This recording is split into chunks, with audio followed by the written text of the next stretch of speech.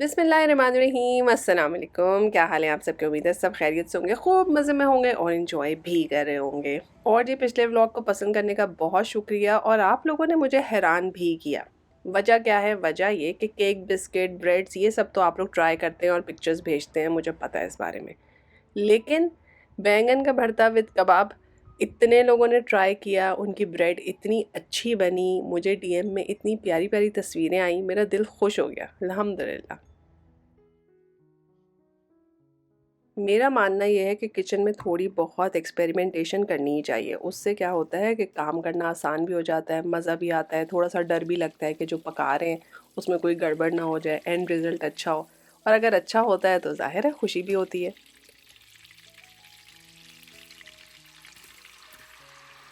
तो जो चिकन टिक्का मसाले का पैकेट मैंने लास्ट टाइम खोला था, उसी मसाले से आज हम एक नई चीज़ बनाएंगे, ठीक है?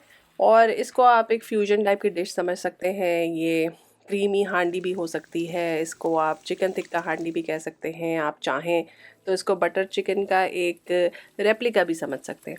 तो चिकन को आपने बटर में बहुत अच्छे से फ्राई करना है। बोनलेस चिकन है, उसका कलर चेंज हो जाएगा, उसमें ब्राउन ब्राउन मार्क्स आ जाएंगे, तब आपने इसके अंदर टोमेटो पेस्ट डालना है, चिकन टिक्का मसाला डालना है, अपने टेस्ट के हिसाब से डालिए, और जिंजर गार्लिक पेस्ट। अच्छी तरह से इसको मिक्स मिक्स मिक्स कर लें। तेज़ आंच पे मैं इसको बना रही हूँ, और साथ में इसमें डाल रही हूँ दही। दही मैंने 2 से 3 दफ़ा इसी तरह से चम्मच भर भर के डाला था, और तेज़ आंच पे इसको पकाया था, वो साथ साथ अंदर ही अब्जॉर्ब होता गया। तो अब आप समझें कि ये चिकन इस स्टेज पे ऑलमोस्ट 80% डन हो गया था, क्योंकि 10 से 15 मिनट हो गए थे इसको हाई हीट पे पकते हुए, और आप देख ही सकते हैं इसकी शक्ल। तो कास्ट आयरन का पैन चूँकि एक्स्ट्रा लार्ज साइज़ का है, तो बड़ी आसानी होती है, ज़्यादा क्वांटिटी में गोश्त आप आराम से फ्राई कर लेते हैं। उसके बाद मैंने इसको कढ़ाई में ट्रांसफ़र कर दिया है, और उसमें डाल दिया मैंने तकरीबन 1 कप के लगभग दूध। अगर आपको लगता है कि थोड़ा-सा ज़्यादा डालने की ज़रूरत है तो आप ज़्यादा भी डाल सकते हैं। आप लोगों को अंदाज़ा होगा कि 10 से 15 मिनट अगर हाई फ्लेम पे बोनलेस चिकन को भूना जाए तो वो तकरीबन 80-85% तो डन हो ही जाता है। उसके बाद दूध में पकने के बाद तो ये मुकम्मल तौर पे गल गया था। तो जब आपकी ग्रेवी तैयार हो जाए, आप इसके अंदर एंड में डालें क्रीम। क्रीम डालने के बाद आपने इसको ज़्यादा बिल्कुल भी नहीं पकाना है। अब आप इसके अंदर हरी मिर्चें, धनिया, पुदीना, लेमन जूस अगर कुछ डालना चाहते हैं तो डालें।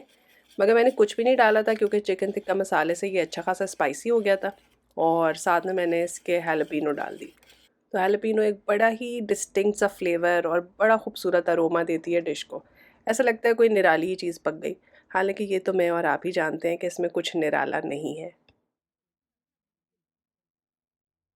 बाहर बारिश हो रही थी और सारा दिन ही बारिश थी, तो मुझे तो लगा कि दिन ख़त्म हो गया, लेकिन हमारे फ्रेंड का फ़ोन आ गया कि दूसरे फ्रेंड हमारे घर आ रहे हैं, तो आप भी आ जाएं। अच्छा है, चलो बैठ के कुछ गपशप लगाएंगे। जालिम अम्मी अच्छा किया ना, कैसे अचानक के मेहमान लो, बाद में निकाल लेना। इत्तेफाक से उसी सुबह मैंने फूल तोड़े थे। 2-3 दफ़ा इन्होंने कहा कि मैं आऊँगी तुम्हारे घर फूल लेने, मगर कभी मौका ही नहीं मिलता, कोई ना कोई वजह हो जाती थी कि ये डिले होता गया। तो मैंने इनसे कहा कि बस अल्लाह ताला ने सुबह मुझसे फूल इसीलिए तुड़वाए थे कि आज शाम को इनको तुम्हारे घर तक पहुँचना ही था। मर जाएंगे सारे के सारे, तो अंदर ही थोड़ा चल जाए। एक हाँ आराम से 6-7 दिन तो चल। वो जैसे कहते हैं ना, दाने दाने पे मोहर होती है खाने वाले की, उसी तरह हर चीज़ पे भी मेरा ख्याल में मोहर होती है। वो जिसकी होती है वो उस तक पहुंच ही जाती है, चाहे वो जहां मर्जी हो।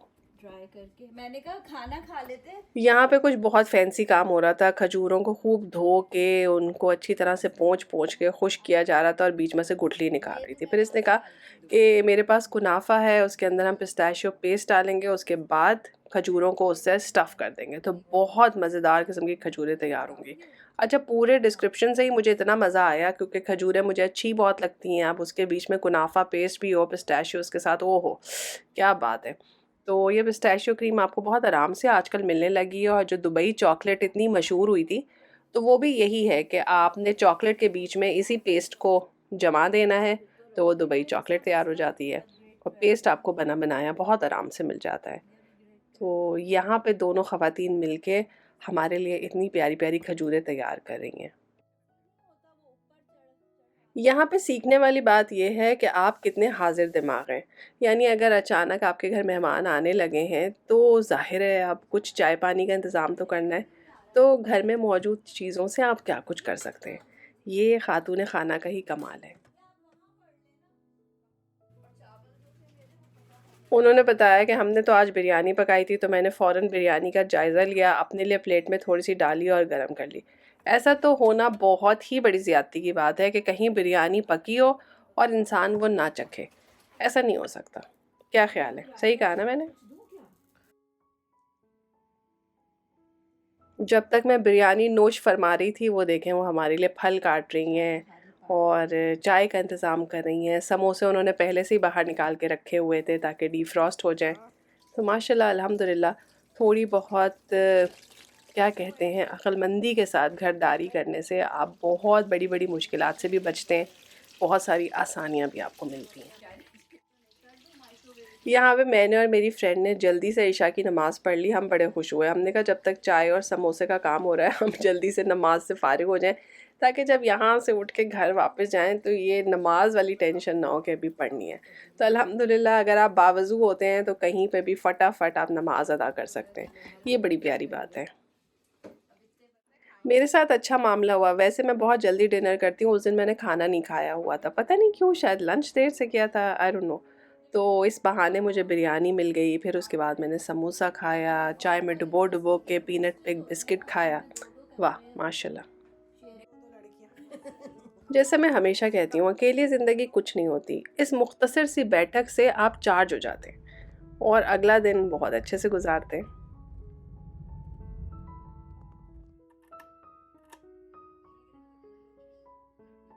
नेक्स्ट मॉर्निंग मैं उठी और अभी नाश्ता करने से पहले मैं पहुंच गई किचन में। आज मेरी बेटी की सालगिरह थी और ज़ाहिर है बच्चे बड़े हो जाएं तो फिर सालगिरह वालगिरह के चक्कर ऐसे सच रहते नहीं।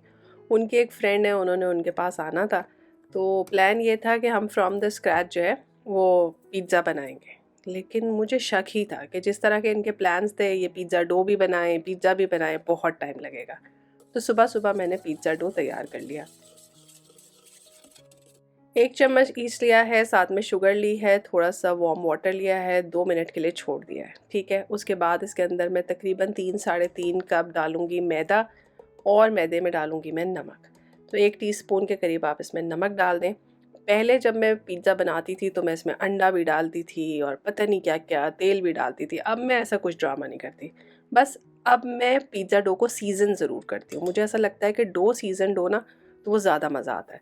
तो इसमें मैंने गार्लिक पाउडर डाला है, चिली फ्लेक्स डाले हैं और थोड़ा सा ऑरिगैनो डाला है।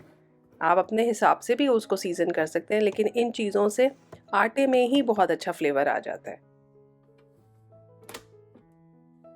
इसको आपने हाथ की मदद से गूंदना है तो तकरीबन आपको 10 से 12 मिनट लगेंगे और इतना ही टाइम लगाना चाहिए पिज़्ज़ा डो पे।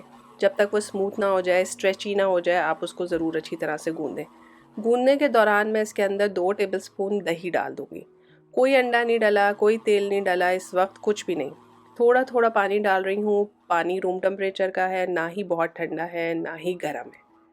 और बीच में देखें मैंने 2 चम्मच इसके अंदर दही भी डाल दिया है। इससे आपका पिज़्ज़ा डो जो है वो एक तो फ्लेवर भी अच्छा हो जाता है, दूसरा ये कि सॉफ्ट भी बनता है। जब डो फॉर्म होने लगेगा स्मूथ हो गया है, इसमें कोई ज़्यादा लम्स नहीं रहे हैं, उस वक्त मैं इसके अंदर 1 टेबलस्पून ऑयल डालूंगी। अच्छी तरह से इसको मिक्स करूंगी और ढक के रख दूंगी ताकि ये राइज़ हो जाए। बिरयानी से रिलेटेड मेरे पास बहुत सवाल आ रहे थे, वो इंशाल्लाह ताला जब मैं बिरयानी दम दूंगी तो आप लोगों को ज़रूर बताऊंगी। और यहाँ पे मैंने बिरयानी का मसाला साथ साथ तैयार किया है, क्योंकि मुझे लग रहा था कि आज का दिन इतना हेक्टिक होगा कि नेक्स्ट डे मैं बहुत थक जाऊंगी। तो मैं आधा काम आज कर लूँ और बिरयानी कल पकाऊंगी। Happy birthday to you. You're 102. I'd be 104, but yeah. माशाल्लाह बच्चियाँ कितनी खुश होती हैं एक दूसरे से मिलके। भाई हम भी जब हमारे दोस्त आते थे कितना खुश होते थे। तो यहाँ पे देखें 1 घंटे बाद ही डो कितना डबल हो गया है साइज़ में, नज़र आया आपको? तो अभी मैंने इसको मज़ीद ढक के रख दिया था क्योंकि बच्चों ने मॉल जाना था और वहाँ से 1-2 चीज़ें ख़रीदनी थी। ऑब्वियसली अब घर में बच्चियाँ आ जाएंगी तो उन्हें किसी ना किसी तरह से हमने एंटरटेन तो करना है ना।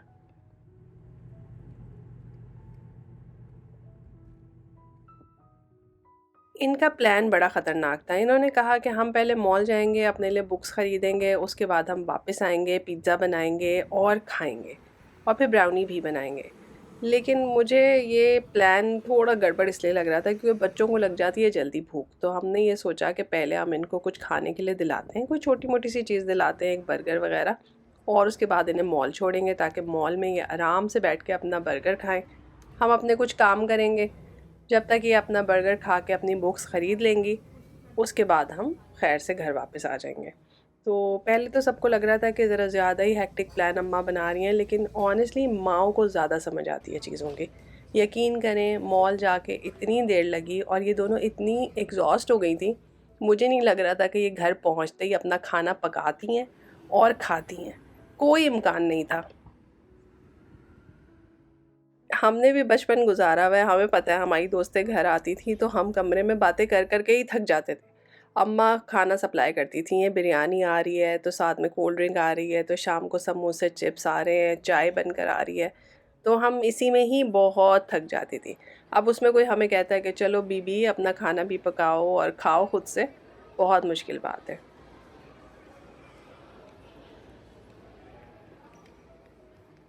वीकेंड पे मॉल्स में ऐसे रश होता है कि जैसे हर चीज़ मुफ्त बट रही है, हर चीज़ के कोई पैसे नहीं है। इतना बंदा होता है कि हैरत ही होती है। तो खैर मैंने कुछ ख़ास तो ख़रीदना नहीं था, बस इतना ही टाइम गुजारना था जिसमें वो अपनी किताबें ख़रीद लें। तो इधर उधर मैं फिर रही थी और मज़े मज़े की चीज़ें देख रही थी। ज्वेलरी वगैरह पहनने का अब कुछ ज़्यादा हिसाब किताब रहा नहीं है, लेकिन छोटी बच्चियों के लिए गिफ्ट में देने के लिए बड़े अच्छे ऑप्शंस अवेलेबल थे। मैं इस वक्त विनर पे खड़ी हुई हूँ। चाहे आपको ज्वेलरी पहननी हो या ना पहननी हो, लेकिन देखने का ना अपना ही मज़ा है। आराम से बैठें, चीज़ों को देखें, एक्सप्लोर करें, चाहे कुछ ना ख़रीदें। मेरे ख़्याल में आपको देखने से ही जो है वो आधी शॉपिंग का मज़ा तो मिल ही जाता है। क्या ख़्याल है, आप लोग मुत्तफ़िक हैं या नहीं? विंडो शॉपिंग को ऐसे ही थेरेपी नहीं कहा गया, कोई वजह होगी। किसी अक्लमंद आदमी ने बहुत सोच विचार करके ही उसको ये नाम दिया होगा।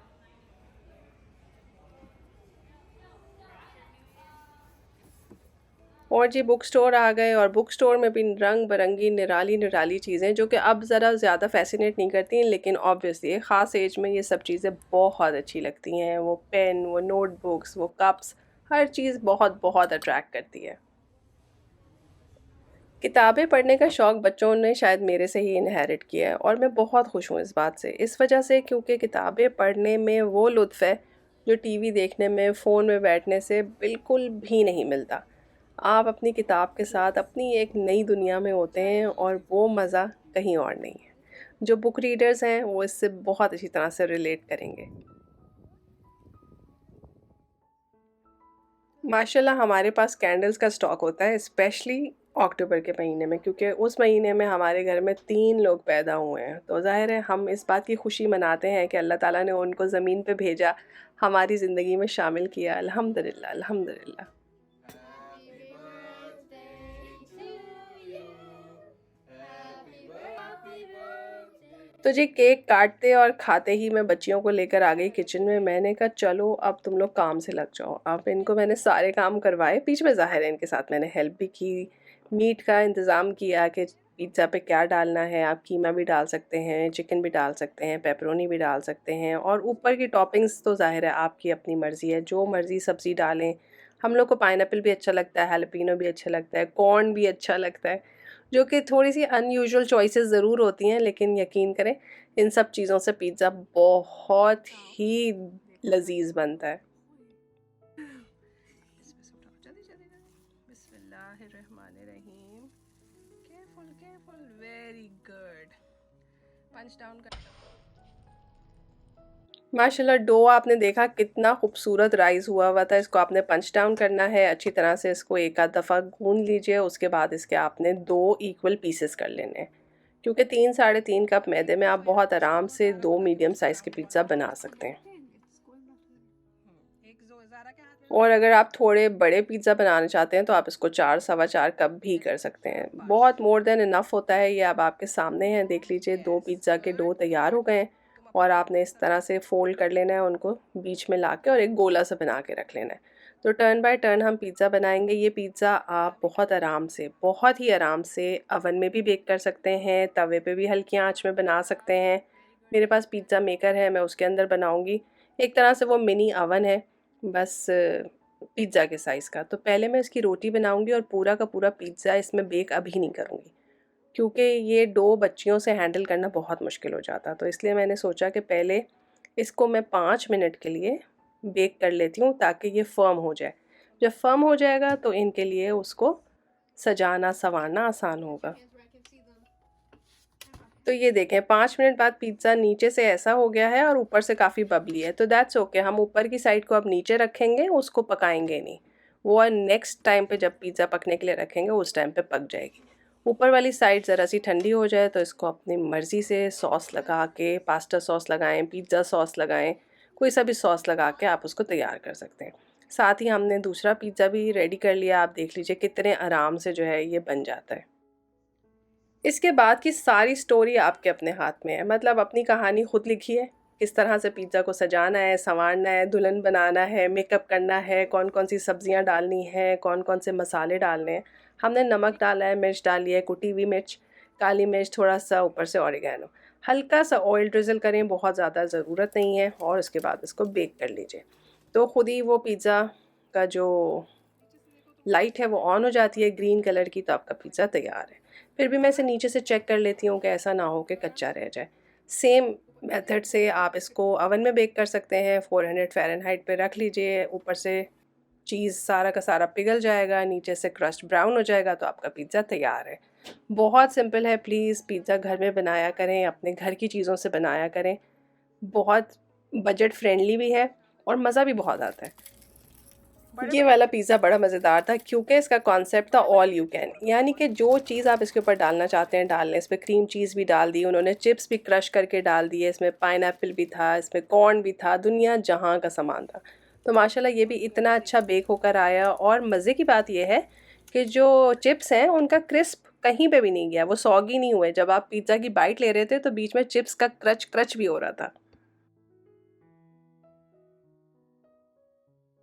मुझे यकीन है कि इस दिन इन बच्चियों ने ज़रूर कुछ ना कुछ नया सीखा होगा जो इनकी आने वाली ज़िंदगी में इनके काम आएगा। और आई होप कि आज के व्लॉग से आप लोगों ने भी कुछ तो सीखा होगा कि कैसे हम मिल बैठ के थोड़ी सी एफ़र्ट करके अपने लिए, अपने बच्चों के लिए किसी भी दिन को यादगार बना सकते हैं।